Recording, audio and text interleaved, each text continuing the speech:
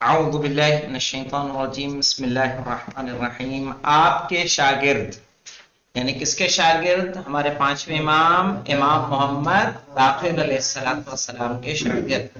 کہہ رہے حضرت امام محمد باقر علیہ السلام نے فقہ، کس میں؟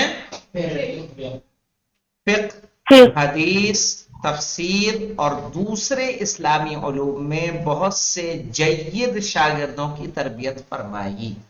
جید یعنی اچھے، کہ جن میں سے ہر ایک عظیم علمی شخصیت شمار کیا جاتا تھا. محمد بن مسلم، زرارہ بن آیون، صحیح ہے، جو شیعہ مسلک کے ایک بڑے راوی ہیں، زرارہ. ابو بصیر، کافی روایتیں ان سے بھی موجود ہیں اور یہ جید راویوں میں سے ہیں.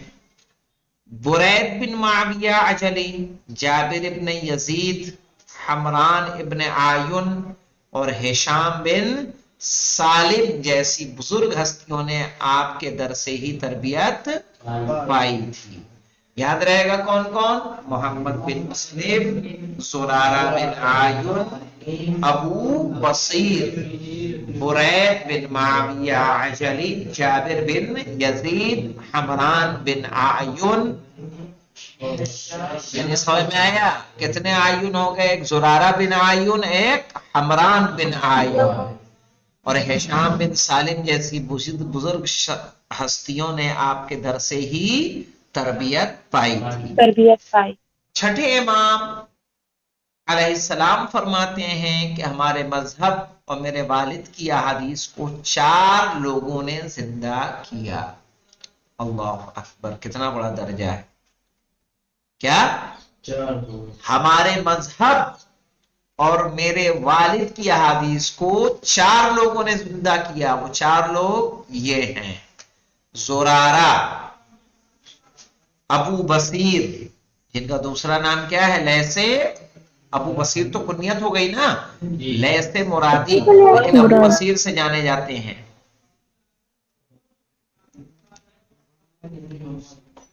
اور کون ہے؟ محمد بن مسلم اور برید بن معاویہ عجلی.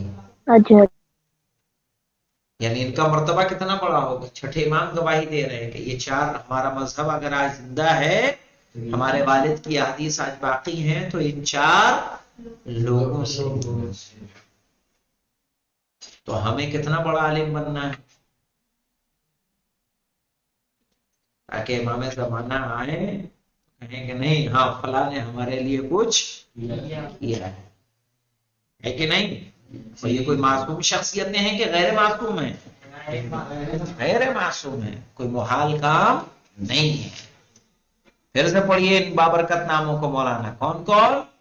زرارہ، ابو بصیر، ان کو اچھے سے یاد کریے گا، محمد بن مسلم اور برید بن معاویہ، جن کے بارے میں کس نے فرمایا؟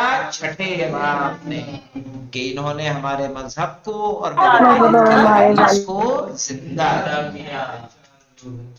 اگر یہ افراد نہ ہوتے تو کوئی بھی شخص دین کی تعلیمات اور پیغمبر اکرم صلی اللہ علیہ وآلہ وسلم کے مکتب سے مستفیض نہیں ہو سکتا تھا، یعنی فائدہ نہیں اٹھا سکتا تھا. یہ لوگ حفاظت دین میں مصروف تھے. یہ لوگ ہمارے دور کے شیعوں میں سب سے پہلے افراد تھے کہ جو ہمارے مکتب سے آشنا ہوئے، اور قیامت کے دن بھی دوسروں سے پہلے ہم سے ملحق ہوں گے. اللہ اکبر. دوسرے بعد میں امام کے پاس پہنچیں گے، پہلے یہ لوگ پہنچیں گے. کہنے یہ لوگ حفاظت دین میں مصروف تھے. یہ لوگ ہمارے دور کے شیعوں میں سب سے پہلے افراد تھے جو ہمارے مکتب سے آشنا ہوئے، اور قیامت کے دن بھی دوسروں سے پہلے ہم سے ملحق ہوں گے. امام کے شیعہ امام سے ملحق ہوں گے کہ نہیں ہوں گے؟ لیکن دوسرے بعد میں یہ پہلے صدر محفل ان کو حاصل ہوگی. امام محمد باقر علیہ السلام کے شاگرد اپنے دور کے فقہا اور محدثین میں شمار ہوتے تھے، اور علمی میدان میں فقہا اور غیر شیعی قاضیوں پر برتری اور سبقت رکھتے تھے. سیاسی اور اجتماعی حالات اور شرائط، جیسا کہ بیان کیا گیا ہے کہ امام محمد باقر علیہ السلام 5 اموی خلفاء کے ہم عصر تھے۔ اب ہم امام محمد باقر علیہ السلام کے زمانے کے سیاسی اور اجتماعی حالات کا جائزہ لینے کے لیے حکومت اور سماج کو چلانے میں ان خلفاء کی خصوصیات کی طرف اشارہ کرتے ہیں۔ اگرچہ یہ خلفاء بھی ظلم و ستم، استبداد اور زبردستی میں اپنے بزرگوں سے کم نہیں تھے، لیکن ملک کی دیکھ بھال اور امور جامعہ کو چلانے کے لحاظ سے ایک دوسرے سے متفاوت تھے۔ متفاوت کس کو کہتے ہیں؟ جدا تھے، صحیح، جن کی طرف اشارہ کرتے ہیں۔ ولید بن عبد الملک یعنی صحیح ہے، آبادی اور آباد سازی سے دلچسپی رکھتا تھا۔ آبادی اور آباد سازی یعنی علاقوں کو آباد کرنا۔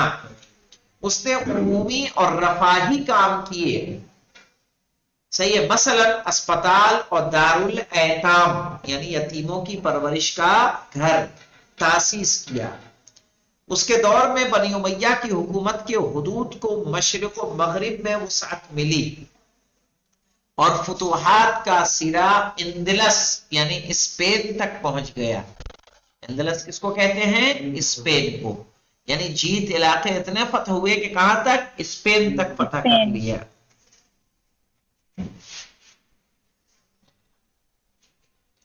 ان تمام باتوں کے باوجود ایک علم سے محروم، ستمگر اور خونخوار شخص تھا، یعنی علم اس کے پاس نہیں تھا اور ستمگر اور ظالم تھا۔ سلیمان بن عبد الملک کیا تھا مولانا؟ تحمل پرست، برداشت کرنے والا، شہوت پسند، صحیح ہے، اور بسیار خوری سے دلچسپی رکھتا تھا۔ بسیار خوری یعنی زیادہ کھانا۔ ہاں، یعنی کچھ لوگ ہوتے ہیں جن کو کھانا پینا کیا ہوتا ہے؟ پسند ہوتا ہے۔ یہاں بھی ہیں کچھ لوگ ایسے، جیسے آپ ہر ہوٹل کے بارے میں پوچھ لیں ہمیں کیسا کھانا ملتا ہے۔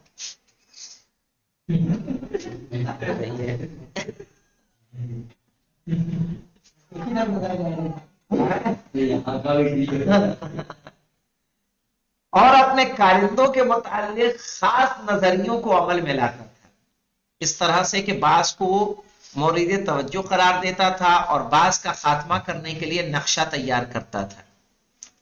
وہ قبائلی تعصبات کے جذبے کے تحت مصری قبیلوں پر دباؤ ڈالتا تھا اور ساتھ ہی یمنی رقیبوں کی حمایت کرتا تھا۔ صحیح ہے، مصری قبیلوں پر کیا کرتا تھا؟ دباؤ ڈالتا تھا، اور یمن کے جو اس کے ساتھی تھے ان کی حمایت کرتا تھا۔ اس نے موسیٰ بن نصیر اور طارق بن زیاد جیسے 2 شجاع اور فاتحین اندلس کی طرف سے بے توجہی برتی اور انہیں نکال باہر کیا، یعنی جنہوں نے اسپین کو فتح کرنے میں کیا کیا؟ اہم کردار ادا کیا۔ موسیٰ بن نصیر اور طارق بن زیاد ایسے 2 بہادروں کو اس نے کیا کیا؟ نکال کر باہر کر دیا۔ یزید بن عبد الملک ایک عیاش اور بے پرواہ شخص تھا اور کسی بھی اخلاقی اور دینی اصول کا پابند نہیں تھا۔ اسی بنا پر اس کی حکومت کا زمانہ بنی امیہ کی حکومت کے سب سے سیاہ اور تاریک زمانوں میں سے تھا۔ اس کی حکومت کے دور میں کوئی بھی کامیابی اور فتح یا اسلامی سماج میں کوئی درخشاں واقعہ نہیں ہوا۔ درخشاں سمجھتے ہو؟ یعنی روشن۔ اس کی ظالمانہ سیاست نے مسلمانوں میں نفرت کی لہر دوڑا دی، یہاں تک کہ بنی امیہ کے بزرگوں کے ایک گروہ نے بھی اس کے اعمال و افعال پر کیا کیا؟ اعتراض کیا۔ ہشام بن عبد الملک مولانا ایک بخیل جانتے ہو؟ کنجوس، سخت، گستاخ، ستمگر، بے رحم اور سخنور شخص تھا۔ وہ مال و دولت جمع کرنے اور آبادکاری کے لیے کوشش کرتا تھا۔ اس کے دور میں بعض ہاتھ کی صنعتوں کو رونق ملی، یعنی وہ چیزیں جو ہاتھ سے بنائی جاتی تھیں اس کاروبار کو رونق ملی، لیکن اس کے بے انس اور سخت مزاج ہونے کی وجہ سے لوگوں کی زندگی دشوار ہو گئی۔ معاشرے سے انسانی محبتیں اور ہمدردی کے جذبات زوال کی طرف مائل ہو گئے۔ ابھی بھی کچھ حالات ہیں کہ نہیں اس جیسے؟ ایک دوسرے کی مدد اور نیکی کرنے کی رسم اٹھ گئی، اس طرح سے کوئی بھی شخص دوسرے سے ہمدردی اور ایک دوسرے کی مدد نہیں کرتا تھا۔ ایسے کچھ حالات ہیں کہ نہیں جی؟ ہشام دوسرے خلفاء سے زیادہ پانچویں امام علیہ السلام سے سختی سے پیش آتا تھا، یعنی دوسرے خلفاء اتنی سختی سے پیش نہیں آئے جتنی سختی سے ہشام پیش آتا تھا۔ ان تمام خلفاء کے درمیان عمر ابن عبدالعزیز کو مستثنا کرنا چاہیے، کیونکہ وہ نسبتاً عدالت برتنے والا اور پیغمبر اکرم صلی اللہ علیہ وآلہ وسلم کے خاندان سے محبت آمیز برتاؤ کرتا تھا۔ اس نے بہت سے بڑے قدم اٹھائے، خواہ وہ بنی ہاشم اور فاطمیوں کے پامال شدہ حقوق میں سے بعض کو واپس دلانے کی راہ میں ہوں یا معاشرے میں عدالت کو رواج دینے کی راہ میں ہوں۔ اس نے امیر المؤمنین پر دشنام ترازی کی بدعت کو جو معاویہ کے دور سے رائج تھی ممنوع قرار دیا۔ صحیح ہے، یعنی جو علی کو برا بھلا کہا جاتا تھا کس کے دور میں روکا گیا؟ عمر ابن عبدالعزیز۔ اور باغ فدق کو حضرت فاطمہ زہرا کے صاحبزادوں کو واپس کر دیا۔ اس نے غیر عرب مسلمانوں کی حمایت کی جو عرب مسلمانوں کے برابر حقوق سے محروم تھے، یعنی پہلے فرق کیا جاتا تھا عرب کے مسلمان اور غیر عرب کے مسلمان، اس نے اس فرق کو کیا کیا؟ ختم کیا۔ چنانچہ آگے بیان کریں گے کہ وہ پہلا خلیفہ تھا کہ جسے قانونی طور پر حدیث کو جمع کرنے اور لکھنے کی طرف رغبت دلائی، ورنہ تو حدیث کے لکھنے پر بھی کیا تھی؟ پابندی تھی۔ گویا اس کی انہی خدمات کو دیکھتے ہوئے امام محمد باقر علیہ السلام فرماتے تھے عمر ابن عبدالعزیز بنی امیہ کی نسل کا نجیب فرد تھا۔ نجیب فرد کس کو کہتے ہیں؟ جو قاعدے کا انسان ہوتا ہے۔ اور یہ کہاں سے لیے گئے بات؟ تاریخ الخلفاء سیوطی کی لکھی ہوئی ہے، تحقیق محمد محی الدین عبد الحمید، مطبع مدنی قاہرہ۔ قاہرہ جانتے ہیں کہاں ہے مولانا؟ مصر میں، ایجپٹ کی راجدھانی ہے کائرو جس کو کہتے ہیں انگلش میں۔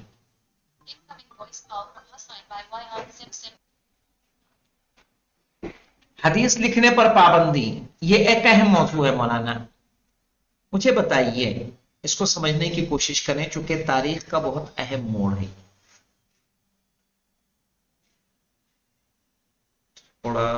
کس کو؟ آدمی کو۔ علم پورا ایک علم ہے رجال کا، اس میں یہ دیکھا جاتا ہے کہ جو روایتیں بیان ہو رہی ہیں، جیسے آپ حدیث کے ساتھ پڑھتے ہیں، اس کی مثال اس لیے اکثر دیتا ہوں تو کہ وہ ہر گھر میں پڑھی جاتی ہے، وہ سب کو یاد سی ہوتی ہے ابتدا کہاں سے ہے۔ عن جابر بن عبداللہ الانصاری عن فاطمہ الزہرا۔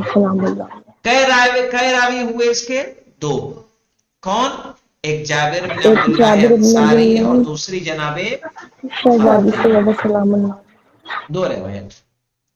اس طرح سے کسی حدیث کے نہ جانے کتنے راوی ہوتے ہیں، فلاں نے فلاں سے، فلاں نے فلاں سے، فلاں نے فلاں سے۔ اب یہ دیکھا جاتا ہے جو فلاں فلاں فلاں آ رہے ہیں، یہ فلاں فلاں آدمی کیسے تھے، کون جھوٹا تھا، کون سچا تھا، کون کس طرح کی حدیث بیان کرتا تھا، کون کس کی شہرت اپنے زمانے میں کیسے تھی، جھوٹے کے طور پر تھی، غالی کے طور پر تھی کہ نہیں، اس کی حدیثوں پر لوگ بھروسہ کرتے تھے، اس پر یقین کرتے تھے، متقی پرہیزگار تھا، صحیح ہے اپنے وقت کا، تو متقی پرہیزگار تھا، لوگ اس پر بھروسہ کرتے تھے، تو اس کی بات مانی جائے گی کہ نہیں مانی جائے گی؟ اس کی بیان کی ہوئی بات مانی جائے گی۔ پتا چلا کہ فلاں شخص اپنے زمانے کا جھوٹا مشہور تھا، صحیح ہے، سارے غلط کاروبار اس کے تھے، اس پر اس چیز کا اتہام تھا، الزام تھا، صحیح ہے، تو اب ظاہر ہے اس پہ چوری کا الزام ہو، ڈکیتی کا الزام ہو اور دوسرے جھوٹ بولنے کا الزام اس پر عائد ہو، کیا اس کی حدیث مان لیں گے ہم؟ نہیں مان سکتے۔ اسی لیے کیا وضع کیا گیا؟ علم رجال۔ ممکن ہے یہاں پڑھ لیں، ممکن ہے ایران اور نجف جا کے پڑھیں، لیکن پڑھنا ہے، مہم کتاب ہے، تو کوئی بھی حدیث ہم اس طرح سے نہیں لے لیتے۔ تو حدیث پہ پابندی کا ایک بہت بڑا اور گہرا اثر ہوا ہے۔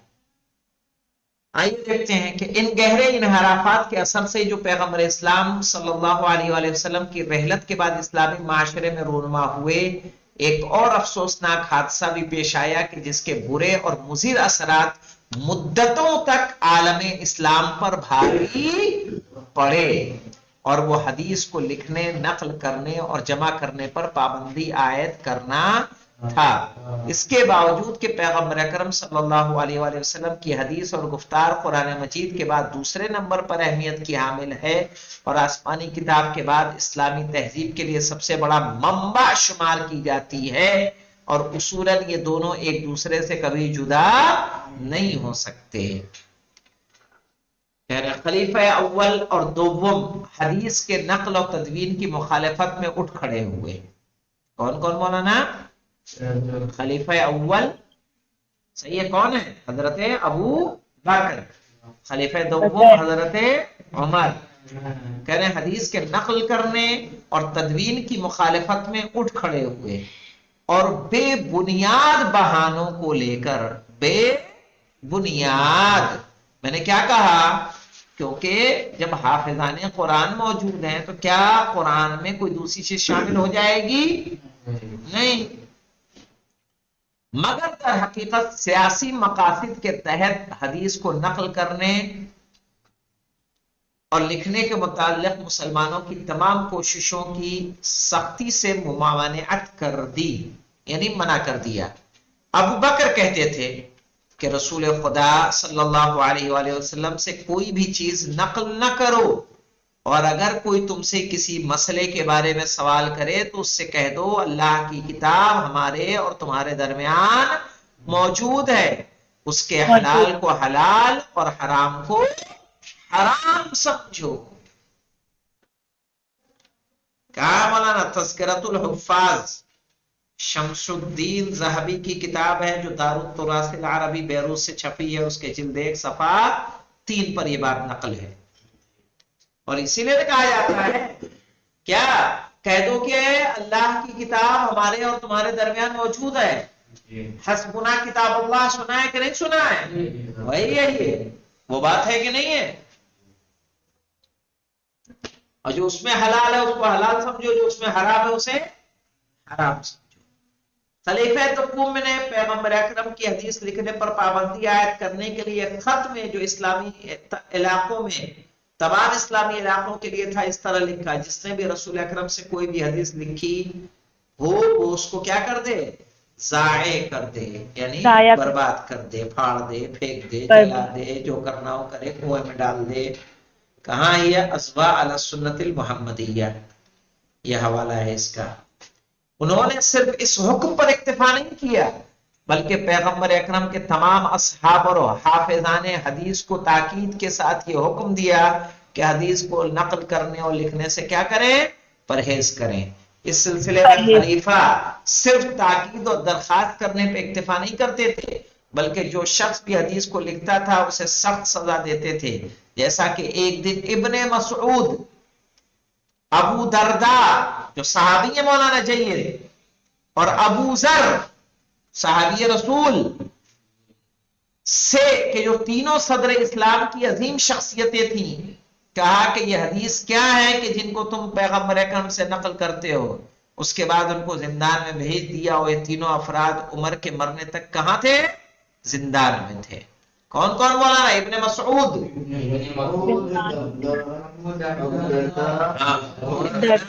پورا نام ہے عبداللہ ابن مسعود، عبداللہ ابن مسعود جید صحابی، ابو دردہ جن کی قبر مبارک شام میں ہے مولانا،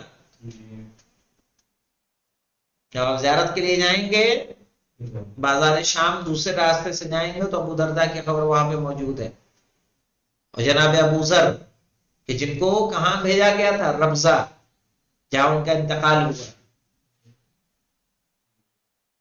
تو عمر نے ان کو کہاں ڈال دیا حدیث بیان کرنے کی وجہ سے؟ زندان میں ڈالا۔ اس قسم کی سختیاں اور سزائیں اس بات کا سبب بنی کہ دوسرے تمام مسلمانوں نے بھی حدیث کو لکھنے اور نقل کرنے کی جرأت نہ کی۔ اور ظاہر ہے ناقابل تلافی نقصان، اس کے نہ نکلے کا کیا نقصان ہوا انشاءاللہ کل پڑھیں گے۔ والحمدللہ رب العالمین۔